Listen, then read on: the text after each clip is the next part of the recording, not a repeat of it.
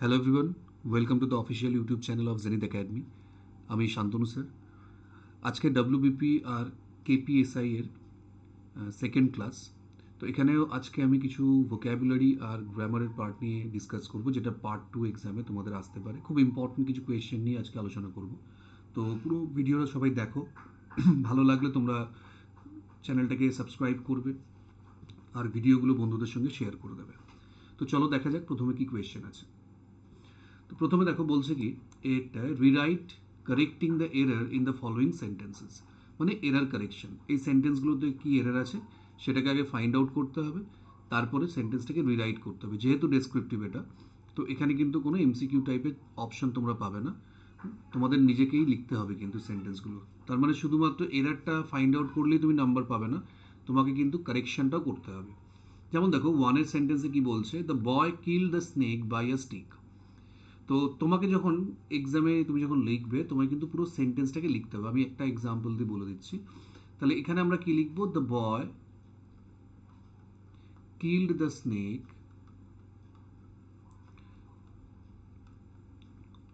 Snake এবার এই যে বাই আ স্টিক, আমরা কি জানি বাই আমরা ইউজ করব কিসের ক্ষেত্রে, এজেন্টের ক্ষেত্রে। ঠিক আছে, সাবজেক্ট যখন নিজেই কাজ করে তখন হচ্ছে বাই, মানে সাবজেক্টের দ্বারা যখন কাজ করা হয়। আর উইথ আমরা কোথায় ইউজ করব, উইথ এর ইউজ হবে ইনস্ট্রুমেন্টের ক্ষেত্রে। ঠিক আছে, তাহলে এখানে দেখো বাই আ স্টিক, স্টিক তো আর মারেনি, মেরেছে কিন্তু ছেলেটা, তোমার ছেলেটা হচ্ছে এজেন্ট। আর স্টিকটা কি একটা ইনস্ট্রুমেন্ট। তাহলে এই যে বাইটা আমরা কি করব, উইথ করব, উইথ আ স্টিক। তো এইভাবে সেন্টেন্সটা কিন্তু তোমাদের পুরোটা লিখতে হবে। ঠিক আছে, তাহলে বাইটা আমাদের এখানে কি করব, উইথ দিয়ে রিপ্লেস করব। কারেক্ট আনসার হবে এটা। আচ্ছা, নাম্বার 2 বলছে দেখো, he is working in this office বা ফ্যাক্টরি সিন্স 2021। তাহলে 2021 সাল থেকে সে এই ফ্যাক্টরিতে কাজ করছে। প্রেজেন্ট কন্টিনিউয়াস মানে হচ্ছে যে কাজ চলছে, অনগোয়িং অনগোয়িং অ্যাকশন। আবার পারফেক্ট কন্টিনিউয়াসও কিন্তু অনগোয়িং অ্যাকশন, কিন্তু দুটোর মধ্যে ডিফারেন্স কি, কন্টিনিউয়াসের টাইম থাকবে না আর পারফেক্ট কন্টিনিউয়াসের টাইম থাকবে। তাহলে যেহেতু এখানে সিন্স 2021 বলে দিয়েছে, তখন কিন্তু আমরা এটাকে আর কন্টিনিউয়াস টেন্সে লিখতে পারবো না। এই হি ইজটা আমাদের হয়ে যাবে has been, present perfect continuous হয়ে যাবে। কারণ এখানে টাইম আছে, একটা সময় থেকে কোনো কাজ চলছে বা সময় ধরে কোনো কাজ চলছে বোঝালে তখন পারফেক্ট কন্টিনিউয়াস হবে। আচ্ছা, এখানে আরেকটা এরারও আসে অনেক সময়। ধরো এখানে হ্যাজ বিন করে দিয়ে এই সিন্সটাকে অনেক সময় ফর করে দিতে পারে। ফর আর সিন্সের মধ্যে ডিফারেন্স কি, সিন্স কথাটার মানে হচ্ছে point of time, point of time, বা আমরা বাংলায় বলতে পারি সময় থেকে, কোনো একটা সময় থেকে। আর ফর হচ্ছে period of time, period of time বা স্প্যান অফ টাইম বলতে পারি, সময় ধরে, কোনো একটা সময় ধরে হলে ফর, থেকে হলে সিন্স, পারফেক্ট কন্টিনিউয়াস টেন্সে। যেমন ধরো আমি যদি এটাই বলতাম যে সে এখানে 5 বছর ধরে কাজ করছে, তখন কিন্তু আমরা ফর দিতাম। তো এই এরারটাও কিন্তু এখানে দিতে পারে। আচ্ছা, নেক্সট দেখো, the police is running after the thief. তো পুলিশ হচ্ছে মেম্বারদের বোঝাচ্ছে। তো পুলিশ তো একটা টিমকে বোঝায়, তো তার মেম্বার যখন হয়ে যাবে তখন পুলিশ কিন্তু প্লুরাল, তখন এটাকে আমরা আর করব, মনে রাখবে। কিন্তু আমরা যদি বলতাম the police man, the police man, তখন কিন্তু আমরা ইজ দিতাম, কারণ ম্যান তাকে সিঙ্গুলার বোঝাচ্ছে। কিন্তু শুধু যদি থাকে দ্য পুলিশ, তখন কিন্তু বুঝতে হবে এটা প্লুরাল। ঠিক আছে, ফ্যামিলি পুলিশ এইগুলোর ক্ষেত্রে বা কমিটি, তখন এরা যদি অ্যাজ আ বডি ইউজ হয় তখন আমরা সিঙ্গুলার হিসেবে ইউজ করব। আর যদি এরা মেম্বার বোঝায় তখন এরা প্লুরাল হয়ে যাবে। তাহলে এখানে আমরা ইজটাকে আর করব। তোমরা পুরো সেন্টেন্সটা কিন্তু এক্সামে লিখবে। আচ্ছা, নাম্বার 4 কি বলছে দেখো, the mistake he did in that project ruined his career. তাহলে এখানে ডিড দেখো কথাটার মধ্যে কিন্তু ভুল আছে। আমরা এক একটা নাউনের জন্য এক এক রকম ভার্বের ইউজ করি। যেমন ওয়ার্ক হলে উই ডু দ্য ওয়ার্ক, কিন্তু যদি আবার সুইসাইড হয় তখন কমিট হয়ে যায়, মার্ডার সুইসাইড তখন আমরা কমিট বলবো। আর মিস্টেকের ক্ষেত্রে আমরা করব মেক, পাস্ট টেন্স, তাহলে মেড হবে। The mistake he made, he made a mistake. আবার হি কমিটেড আ ক্রাইম, ভার্বগুলো চেঞ্জ হয়ে যাবে। এমন বলি যে টুক রেস্ট, মেক নয়েজ, এরকম ভার্ব কিন্তু নাউনের উপর বেস করে চেঞ্জ হবে। তাহলে ডিডটা আমরা এখানে মেড করব। নাম্বার 5 বলছে we don't have many time left for the exam. তাহলে টাইম দেখো সাধারণত আনকাউন্টেবলে ইউজ হয়। টাইম যখন ক্লকের টাইম বোঝায় তখন কিন্তু আমরা মেনি টাইমস বলতে পারি, কিন্তু যদি টাইমকে শুধু সময় বোঝায় তখন কিন্তু ঘন্টা মাস এইগুলো না বুঝিয়ে ইন জেনারেল যখন সময় বোঝাবে তখন টাইম অলওয়েজ আনকাউন্টেবল আর সিঙ্গুলার। তাহলে কাউন্টেবলে আমরা সবসময় মেনি কোথায় ইউজ হয়, মেনি ইউজ করব কাউন্টেবল নাউনে, আর মাছ ইউজ হবে আনকাউন্টেবল। যেহেতু টাইম এখানে আনকাউন্টেবল তাই মেনিটাকে আমরা লিখব মাছ। ঠিক আছে। নাম্বার 6 বলছে he is enough strong to carry a man on his shoulder. Enough এই অ্যাডভার্বটা সবসময় অ্যাডজেক্টিভের পরে বসবে, মানে আমরা এখানে লিখব, এই জায়গাটা ভুল আছে, স্ট্রং ইনাফ,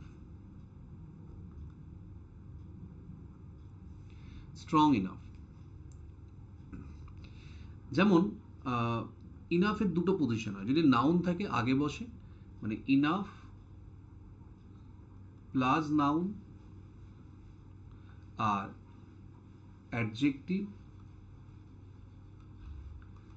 প্লাস ইনাফ। ঠিক আছে, তার মানে নাউনের আমরা সবসময় আগে ইনাফকে বসাবো আর অ্যাডজেক্টিভের পরে ইনাফকে বসাবো। স্ট্রং যেহেতু একটা অ্যাডজেক্টিভ তাই কিন্তু আমরা এখানে স্ট্রং ইনাফ বলবো, এই ইনাফটা স্ট্রং এর পরে চলে আসবে, কখনো কিন্তু আমরা আগে দিতে পারবো না। নাউন হলে আমরা আগে বলতে পারি, যেমন ইনাফ বয়েজ, ইনাফ বুকস, এগুলো বলা যাবে, কিন্তু strong enough, weak enough, intelligent enough. আচ্ছা, নাম্বার, এবার দেখো নেক্সট কোয়েশ্চেন বলছে choose the correct words from the bracket to fill in the blank. এখান থেকে অপশন নিয়ে, তো ব্র্যাকেট যদি থাকে ফিল ইন দ্য ব্ল্যাঙ্কসে সাধারণত অপশন দেওয়া হয়, দুটো দিতে পারে, তিনটে দিতে পারে, চারটে দিতে পারে। তো এখানে যেমন দেখো বলছে Ramesh got dash the bus, তাহলে গট ড্যাশ দ্য বাস মানে বাস থেকে নামলো। তো বাস থেকে নামলে আমরা এখানে ইউজ করবো কিন্তু অফ। অনেক এবার মনে হতে পারে ডাউন, যদি আমরা বলতাম গট ডাউন তখন আমরা দিতাম from, got down from the bus কিন্তু গট অফ দ্য বাস। ঠিক আছে। আচ্ছা, the train is running dash time, আচ্ছা এখানে একটা ব্ল্যাঙ্ক হবে। আচ্ছা আমরা একটু দেখে নিই, in time, on time, by time, আবার একটা হয় অ্যাট টাইমস। দেখো ইন টাইম মানে হচ্ছে বিফোর টাইম, বিফোর টাইম কোনো একটা স্টিপুলেটেড টাইমের মধ্যে আমরা বলতে পারি, তখন আমরা ইন টাইম বলবো। অন টাইম মানে এক্স্যাক্ট টাইম, এক্স্যাক্ট টাইম, সঠিক সময়। বাই টাইম মানে উইদিন টাইম, উইদিন টাইম। যেমন you have to complete the work by tomorrow, মানে আগামীকালের মধ্যে করতে হবে। আর অ্যাট টাইম নয়, কিন্তু অ্যাট টাইমস যদি থাকে তখন মানে হচ্ছে সামটাইমস, মাঝে মাঝে। তাহলে ট্রেন কি সবসময় সঠিক সময়ে চলে, তাহলে আমরা এখানে অন টাইম করব। আচ্ছা 9 বলছে the little boat will dash us to our destination. তাহলে অপশন বলছে বিয়ার, বেয়ার আর বিয়ার। তাহলে এখানে কি মানে বোঝাচ্ছে, যে আমাদের ক্যারি করে নিয়ে যাচ্ছে, তাই না, ক্যারি করে নিয়ে যাচ্ছে। তাহলে অপশন কি হতে পারে দেখো, এই যে বিয়ার, বিয়ার কটার মানে হচ্ছে লিকুইড বা অ্যালকোহলিক ড্রিঙ্ক,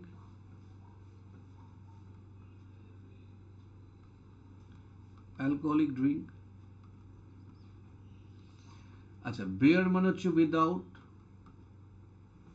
বা নেকেড আমরা বলি, আর এই বিয়ার মানে ক্যারি করা। ঠিক আছে, এই বিয়ার মানে হচ্ছে ক্যারি করা। তাহলে আমাদের এখানে কি আনসার হবে,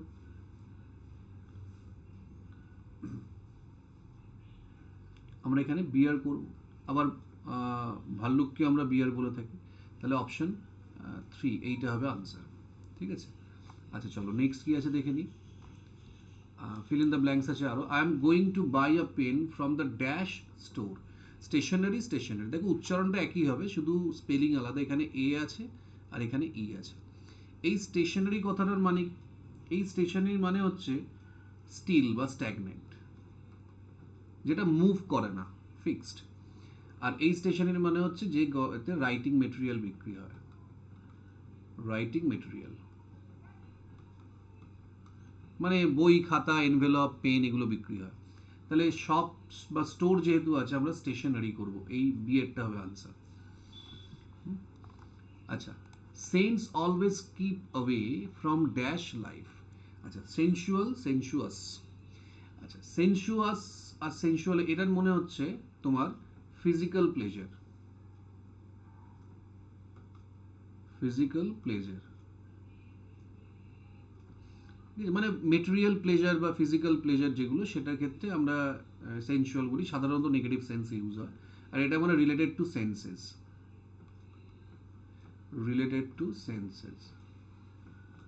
তাহলে যারা সেন্ট বা সাধু তারা কি করে সবসময়, যে জাগতিক যে মানে লাক্সারি বা আনন্দ, এই জায়গা থেকে কিন্তু তারা সবসময় দূরে থাকে। তাহলে আমরা সেনসুয়াল করব, অপশন ওয়ানটাই হবে আনসার।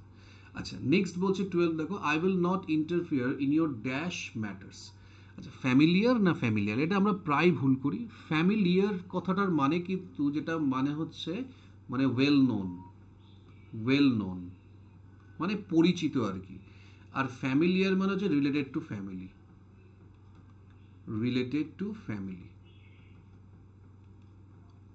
তার মানে আমার এখানে বলতে চাইছি কি, আমি তোমার কোনো পারিবারিক ব্যাপারে নাক গলাবো না বা ইন্টারফেয়ার করবো না। তার মানে এখানে ফ্যামিলিয়াল হবে, ফ্যামিলিয়ার নয়। ঠিক আছে, আমি যদি বলি it is a familiar place, মানে কি এই জায়গাটা খুব পরিচিত একটা জায়গা, কিন্তু ফ্যামিলিয়াল মানে হচ্ছে পারিবারিক। আচ্ছা, সি দেখো বলছে write the one word substitution. এখানে যে সেন্টেন্সগুলো আছে তার এক কথায় প্রকাশ করতে হবে। The act of killing a king, রাজাকে হত্যা করলে আমরা কি বলবো, রেজিসাইড। ঠিক আছে, আবার যেরকম যদি হিউম্যানকে হয় তখন হোমিসাইড হবে। ফাদার হলে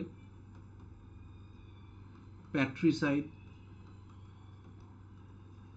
আবার মাদার হলে ম্যাট্রিসাইড, ব্রাদার হলে ফ্র্যাট্রিসাইড, সিস্টার হলে সরোরিসাইড, সান বা ডটার হলে তখন ফিলিসাইড। ঠিক আছে, ইনফ্যান্ট হলে ইনফ্যান্টিসাইড, আরও অনেক সাইড ওয়ার্ড আছে। তো এখানে আমরা যেহেতু কিং বলেছি, যেমন রেস হলে রেজিসাইড হয়ে যাবে, এই সরি জেনোসাইড। তো এরকম কিলিং যেহেতু কিংকে বলছে, রাজাকে হত্যা, তখন আমরা রেজিসাইড করব। আচ্ছা, এবার বলছে দেখো, one who has no money, যার কোনো টাকা নেই। আচ্ছা, এটা আমরা অনেক সময় পুয়ার করে দিই আর কি, কিন্তু এক্স্যাক্ট যদি আনসার বলতে হয় তাহলে আমরা বলবো পপার।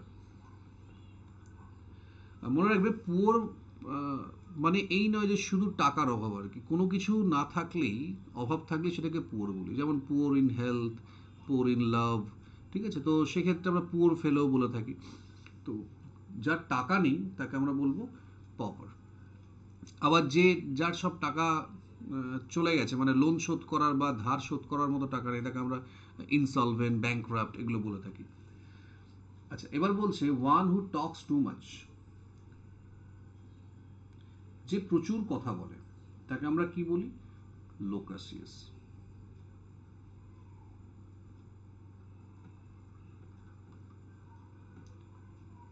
বা গ্যারুলাস। টকেটিভও আমরা বলি। আর যে খুব কম কথা বলে তাকে আমরা বলি রেটিসেন্ট।